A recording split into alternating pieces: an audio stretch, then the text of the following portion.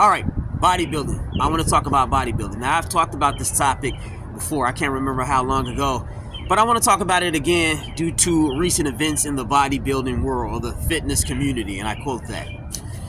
So this girl, young girl, I can't remember her name, but she was in her early 20s. I think she was 21 years old. If I'm wrong about that, sorry, but I definitely know she was under 25 years old. She was definitely in her early 20s. You know, very, very young. Another death. She died. And it's unfortunate. I want to say this, and I've said this before. Bodybuilding, I truly believe bodybuilding should be kicked out of the classification of fitness. It should be kicked out of that whole genre, the umbrella term of fitness or fitness community. It should not be included anymore. Bodybuilding is not about fitness. It's not about health. It's a beauty pageant. And really, some people would say it's just a pageant because it's not even beautiful. Because if you ask most people don't even think bodybuilders look aesthetic or beautiful. You know, I would say hardcore bodybuilders, people that are into bodybuilding, they're doing it because they just simply have a passion for it. If you're doing it to look good, so to speak, most people don't like it. Whether you're a female bodybuilder or a male bodybuilder, most females, if you're doing it for female attention, they don't even like that freaky, let's say, Ronnie Coleman, back when he was a bodybuilder, they don't like that look. The Phil Heath look. And same thing on the female side. Super buffed up, ripped up, their voices changing because they're on a lot of that stuff. Guys typically don't like that. So if you are doing it for the attraction of the opposite sex or same sex, that's what you're into, they're not into it. You know what I'm saying? Like, if you're a buff guy, super jacked guy, you're just going to be getting attention from dudes, other dudes, when women say they like guys with muscles, it's usually like they like athletic, lean type of muscles. Like what's that guy's name? Like Zac Efron. Well, some women would even say like he was a little bit too much back when he cuts down and is very lean. But like something like that. Who was that swimmer? Michael Phelps or something. A lot of women liked his physique. So if you are doing it for girls, and that shouldn't be the only reason why you're doing it, that shouldn't be the sole reason why you're working out. But if it is an aspect for why you're working out, remember, most girls don't even like that crazy big buff, can't move, can't wipe the butt look. They like more of a slender, athletic look. But again, like, that's only if you're doing it for female attention. You really, honestly, or male attention, honestly, listen, fitness and health, at the end of the day, it should be about that, fitness and health. And having muscles does not mean you're fit or healthy. It does not mean that. Now, I remember back when Muscle and Fitness was around, these were magazines. These were magazines from back in the day. I used to buy them. I used to, because I've always been into the muscular look. I always thought it was cool. Being a fan of Dragon Ball Z growing up, a lot of people that are into fitness and bodybuilding these days that grew up or were born in maybe like the 80s or the 90s and stuff, they were heavily inspired by anime and DBZ, right? Jack people and stuff, you know what I mean? So there's nothing wrong with that. So when I bought those magazines, I was a kid, I was into this, that look and stuff. But I would always notice they always advertised these supplement this, supplement that. Like, holy crap. And as a little kid, I wasn't too, I was like a young teenager or whatever. But as a kid, I would flip through these magazines, and thankfully I've always had the mentality of stay away from drugs and supplements. That was always drilled into my head from a very early age. So whenever I bought those magazines, I always focused on the workouts, the routines and stuff like that, and I stayed away from the creatines, and so bodybuilding has a very bad rep. It really does, and I think it should, because people, I hear some of these even influencers, they like to talk down on people, get in the gym and stuff, and you look like shit, you're out of shape. And I want to say this, again, just because you have muscles does not mean you're in shape. A lot of these people are not healthy, they're not in shape, they have no cardio. If you take a fighter like Daniel Cormier, he's a retired MMA fighter. Back when he was fighting in higher weight classes, if you look at Daniel Cormier's body, he wasn't some jacked up dude. A lot of people were calling him fat, but he was tossing everybody around. His only kryptonite was John Jones, pretty much. I think he lost to Stipe or whatnot, but over the most part throughout his career, his kryptonite was John Jones. and he wasn't all jacked up and stuff, because he was definitely very fit. So fitness and health and having muscles, these are all separate things, So that's the knock on bodybuilding. Now in this video, I want to give bodybuilders some credit. I've talked about what I dislike about bodybuilding and bodybuilders. Now, on the positive note, one thing I notice about bodybuilders, and I'll give them this: it's not a sport or whatever. It doesn't even take skill, but what it does take is discipline. It takes great discipline to be a bodybuilder.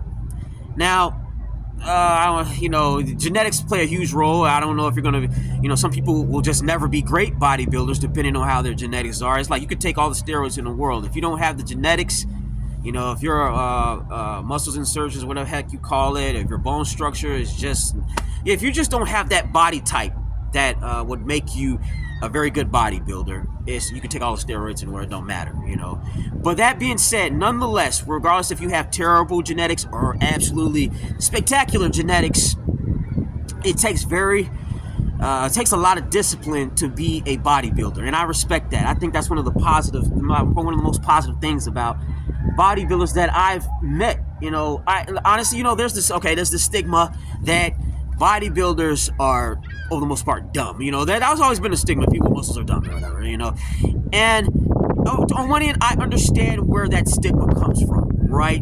Because I would say this: there are definitely those hyper obsessed bodybuilders or people that just are just into their physique and the look of their physique in general, who just come off as shallow, and shallowness can definitely be perceived as stupidity. People that don't look past, that people that just can't look past the physical and things like that. So it can definitely come across as fat-headed and dumb and stuff.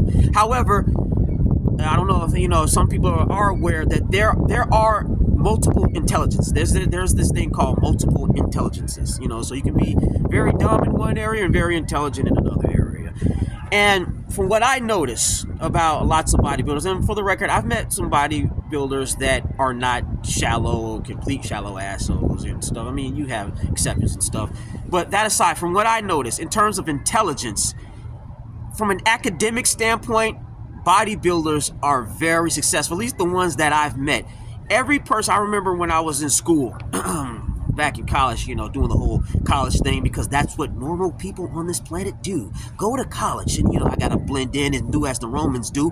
Even though I always say I'm a foreign resident of this planet, I still got to blend in and try to look a little normal from time to time. So I did the school thing, I did the college thing. And one thing I noticed, bodybuilders, all of them in my classes, they were the top of the class.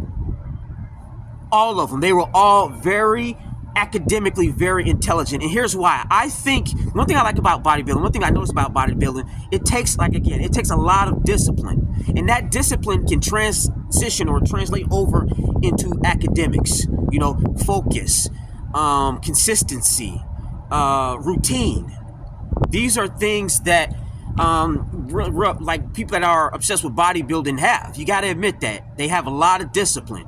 And in order to be really good at school, you need to be very disciplined, routine, structure, patient, focus, So that's an aspect of bodybuilding that I absolutely respect. I can respect the discipline it takes to be a bodybuilder. I think that's the most positive thing I have to say. I remember this one, and I kid you not, like, I've never, and I'm pretty sure there are going to be people out here that will be like, well, dude, I've met completely, atrocious bodybuilders in my class and stuff. You're always going to have a counter to the whatever a person is saying, right? Of course, there are bodybuilders that are probably bad at school, but a lot of the ones that I've met, I'm just going to be talking about the ones, and who knows, maybe this applies to some of you guys' experiences as well. They're very smart. There's one guy in my class in particular, he was, like I say, he's top of the class. Everybody came to this guy for advice, answers, help. He's very academically smart. And then again, you can tell by the way he carries himself. Everyone, he would talk about his bodybuilding routines. He's very heavily into it. So again, I want to give bodybuilding some credit. It gets a bad rap. It has a bad reputation and stuff like that.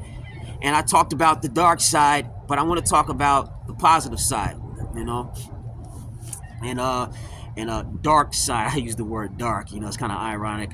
I use the word dark because if you look at my channel, I'm all about embracing the dark. But like everything, it's all metaphorical. In what way, in what context you're using certain words. The word dark can be very good on one end, depending on the context, and it can be bad depending on how you're using the word. In this particular situation, I'm going to use the word dark in a bad way, right? On the dark side, the shadow side, I talked about the shadow side of the bodybuilding world, but that's the positive side.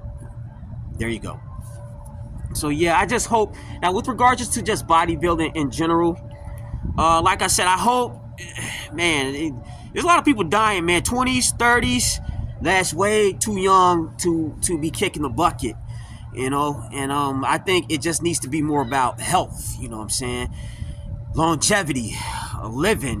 People are so obsessed with just the look and or just pressing girls and stuff like that. I don't know, man. I understand there ain't nothing wrong with wanting to attract whatever it is you want to attract. That's nothing. Bodybuilders get dissed for that too. It's like, oh, you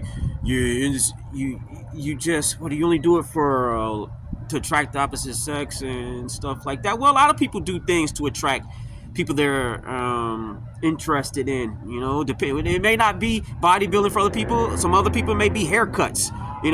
Some people, it may be their intellect. They try to acquire lots of knowledge so they can impress whoever they're trying to impress that way. It may be through clothing. Everybody does something to try to impress someone that they're interested in. Usually, now you have exceptions, but the common person, the average person, that's what I'm always, that's what I'm about usually. When I'm making this sort of content, I'm talking about the typical person, the commoner, so to speak. And that's what the commoner does. Most people do it. So when I see people dissing bodybuilders for doing what they believe they have to do to attract whatever they want to attract, and they're dissing them, it's like, dude, screw you. Everyone does it, right? It's just, I don't think you should be hindering your health to do it. And I get it. And if you want to push the limits and see how big or strong you can become and this and that, go for it. But please, man, I don't think we should be encouraging the youth to basically be killing, destroying themselves in order to do this. That's all I got to say. I'm just rambling now. I'm done. On that note, later.